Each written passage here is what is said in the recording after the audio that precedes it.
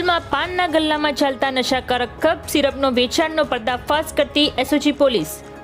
પાનના ગલ્લામાં તેમજ સંચાલકના ઘરે રેડ કરી 115 બોટલ પ્રતિબંધક કપ સિરપનો જથ્થો ઝડપ્યો.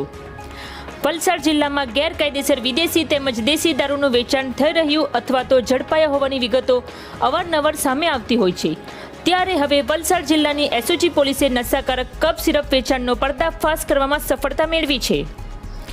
વલસાડ જિલ્લામાં નશાકારક ચીજોનું ગેરકાયદેસર વેચાણ અટકાવવા જિલ્લા પોલીસ અધિક્ષક ડોક્ટર કરણરાજ વાઘેલાએ એસઓજીની ટીમને સૂચના આપી હતી. જે સૂચના આધારે એસઓજી પીઆઈ એયુ રોઝના નેતૃત્વમાં જિલ્લાના વિવિધ વિસ્તારોમાં પેટ્રોલિંગ કરી રહ્યા હતા. જે દરમિયાન વલસાડ તાલુકામાં અતુલના રત્નાગીરી પ્લાઝા એપાર્ટમેન્ટના C302માં રહેતા પ્રેમચંદ્ર રામમૂર્તિ વર્મા તેના ઘરે કપ સિરપનો જથ્થો રાખીને નજીકમાં આવેલા તેના પાનના ગલ્લા ઉપર છૂટક વેચાણ કરતો હોવાની બાતમી મળી હતી. જે આધારે એસઓજીની ટીમે બાતમીવાળા ઘરે અને પાનના ગલ્લા પર રેડ કરી કુલ 115 બોટલ પ્રતિબંધક કપ સિરપનો જથ્થો ઝડપી પાડ્યો હતો અને ઝડપાયેલા પ્રેમચંદ વર્માની પ્રાથમિક પૂછપરછ કરતા નશાકારક કપ સિરપની ખૂબ જ ડિમાન્ડ હોવાથી અને તેનો ઉપયોગ કરનાર વ્યક્તિઓ વધુ કિંમત ચૂકવતા હોવાથી તે પ્રતિબંધક કપ સિરપ સુરતના દિનેશભાઈ બામણિયા પાસેથી ખરીદી લાવી અતુલ ખાતે છૂટક વેચાણ કરતો હોવાની કબૂલાત કરી હતી.